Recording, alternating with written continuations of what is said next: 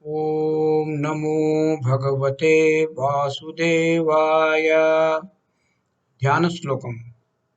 मेघश्यामं पीतकेयवासं श्रीवत्साङ्कं कौस्तुभोद्भासिताङ्गं पुण्योपेतं पुण्डरीकायताक्षं विष्णुं वन्दे सर्वलोकैकनाथम्। Salutations to Mahavishnu, who is of the hue of the cloud, adorned with golden yellow apparel, shining with the Srivatsa and Kaustva mark on his chest. He is the one who is attained by the holy beings with wide and beautiful eyes like the lotus, the one and the only master of the world.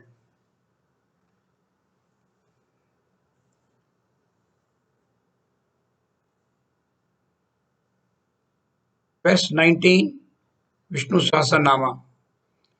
महाबुद्धिर्महावीर्यः महाशक्तिर्महाद्युतिः अनिर्देश्य वपुः श्रीमान् अमेयात्मा महादृदृक् महाबुद्धिः महावीर्यः महाशक्तिः महाद्युतिः अनिर्देश्य वपुः श्रीमान् अमेयात्मा महादृदृक्। नामावली। ओम महाबुधाय नमः। ओम महावीराय नमः। ओम महाशक्तये नमः। ओम महाद्युतये नमः। ओम अनिर्देश्य वपुषे नमः। ओम श्रीमते नमः। ओम अमेयात्मने नमः। ओम महादृदृशे नमः। The first name in this verse is Mahabuddhi, which means the supreme intellect. It is one of the Aishwaryams of Bhagavan. The previous name appearing as the last verse of the previous verse was Mahabalaha. Mahabuddhi, Mahabalaha means omnipotent. This name, Mahabuddhi, means omniscient, all-knowing. The supreme, functioning through the intellect, is the real intelligence. The quality and quantity of the intelligence depends upon the condition of the intellect. Intelligence in anyone, maybe it is a mathematician, a poet, or an artist, or a scientist, or a politician. All these are nothing but different play patterns of the same cosmic energy which everyone derives from the one and the only supreme intelligence. It is called Mahabuddhi. Mahavishnu, the Supreme Self, the Parabrahman, is the reservoir of all such intelligence. The Supreme Intellect, Mahabuddhi, it also has great energy for creation called Mahaviryaha. This great energy is the supreme essence resident in Mahavishnu. It is the Virya, it is energy which is behind all the creative urges. Since the divine is the very source from which alone all dynamism required for the creation can manifest, the supreme divinity, the Parabrahman, is termed in this verse as Mahavirya. The supreme is Nitya, eternal, Shuddha, Shuddha Sattva, ever pure, Buddha, intelligent,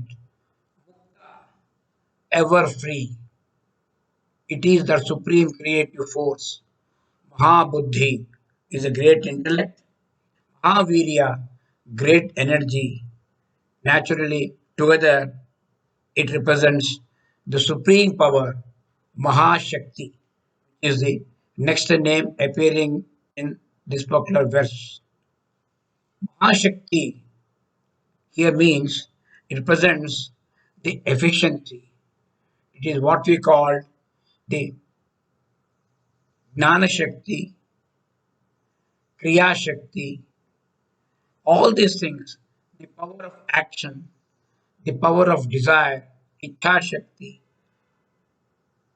power of knowledge, Gnana Shakti, all these emanate from the same source. It's called Mahashakti. And this Shakti is also, it also includes the great benevolence of the Supreme Being. Kripa Shakti, Anugraha Shakti. When you go to a temple, when you perform a puja, we invoke the Supreme. We seek His Kripa Shakti. We seek His Anugraha, His blessings. All this together appear as the glow or effulgence, graphically represented as a halo behind the head of the divinity. Duty, Mahaduty. Mahaduty is a splendorous light, it is a divine glow, it is a light of lights. All the lights, for example, the sun gets the light from this particular source only. Sun, moon, stars, fire, anything that we see around us, which is bright, shining, glowing, effulgent, supreme source, the only source of this is the Paramashakti, that is the supreme being, Mahavishnu. That's why it's called the self-effulgent. He is the source, and his effulgence doesn't come from anywhere else. So he is called self as effulgent. Mundaka Upanishad describes the Lord as light of lights. Bhagavad Gita beautifully brings out this of chapter 15. Yat adityagatam tejah jagat bhasayate akhilam yat chandramasi cha yat agnau tat tejo vidhi mamakam. Krishna is telling Arjuna, the light residing in the sun, which illumines the world, the light which is in the moon, and the light which we see in the fire, know all that to be mine. It has come from me. Actually, Bhagavan is defined as one having six bhaga, six glories. They are Mahotsaha, Mahabalaha, Mahabuddhi, Mahavirya, Mahashakti, Mahadyuti. That is wisdom, strength, intellect, energy, benevolence, and effulgence. A being who is having all these six great qualities, whom we call Bhagavan, is, is also called Anirdeshya Vapu, because it is not possible to really understand, define. Anirdeshya Vapuhu means indefinable, indescribable, inexplicable. Why is it so? Because he is the knowledge, he is that knowledge which enables all other knowledges possible. He is the source of all. The basic issue is Mahavishnu or the Supreme Being or the Bhagavan is not an idea to express, not an emotion to feel, not an object to be described. We are able to describe, express in words all our objective experiences. But Mahavishnu is not like this. Mahavishnu is the truth, which is the subjective essence in all of us. So he remains anirdeshya vapuhu, one who has only to be felt. The Sanskrit word is anubhuti. We had to anubhava, experience, not something which can be explained either in words or maybe any other possible medium through of our five senses. Not possible. Such a wonderful being is the Lord of auspiciousness, Sriman. Sri means glory, Aishwarya. Vishnu is permanently wedded to Mother Glory, symbolically shown as Mahalakshmi, always residing on the chest of Mahavishnu. Because this Aishwarya, auspiciousness, prosperity, and Mahavishnu go together. He is the Shubhakara, he is the Mangalakara, he is Sarva Sampujya, he is worship worthy by one and all. Such an auspicious being is immeasurable. Ameya Atma. Ameya means something which we can't estimate, something which we can't measure. Not possible. Atma is the self, great essence. Ameyatma. This Ameyatma resides in every being as Kshetragna. Every human being is called Kshetra, is like a field, is like an inert body in which the divinity which is present, the life force which is present, the life force which is pulsating within every living thing everywhere is the Kshetragna. Now, the same Supreme Being is the Kshetragna, knower of the field, in every living being who are countless in number. So, naturally, it is altogether what it is. It is Agnyatma. It is not possible. It is of immeasurable intelligence. Now, not only the Supreme Being is immeasurable, his physical strength, Supreme Being, is also unimaginable.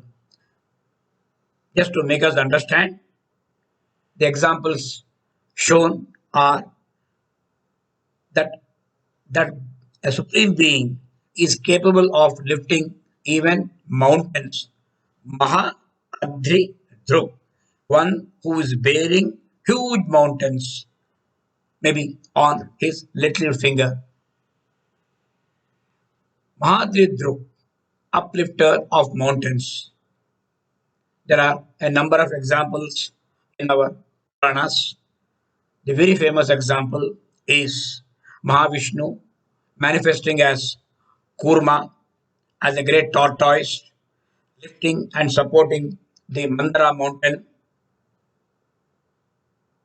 when Devas and Danavas, gods and the demons, when they tried to churn the milky ocean, they took the Mandara mountain as a churning stick, and because of its weight, it was about to sink in the ocean. That is milk ocean, Kshirasagara. It was about to sink. And then Mahavishnu manifests as Kurma and bears the weight of the entire mountain on his back. Again, these are the multiple meanings, multiple way this can be understood. The mountain is symbolic of our intellect, which is which is sinking under the weight of frustration into the ocean of dissatisfaction. Now, only way we can come out of this situation is with the compassion of Mahavishnu, we invoke him as Kurma.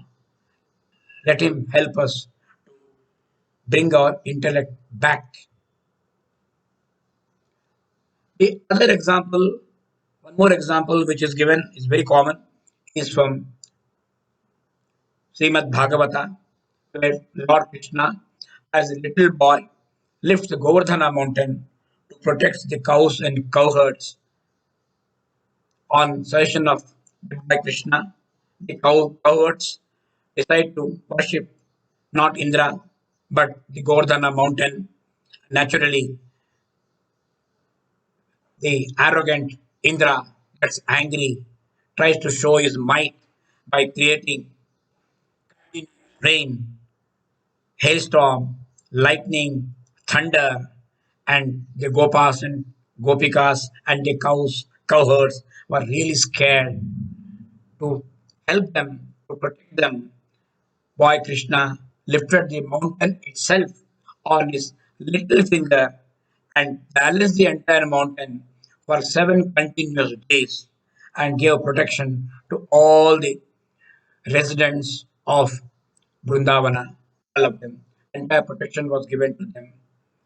See, now symbolically here again, Vishnu is a protector of the mind in our sadhana.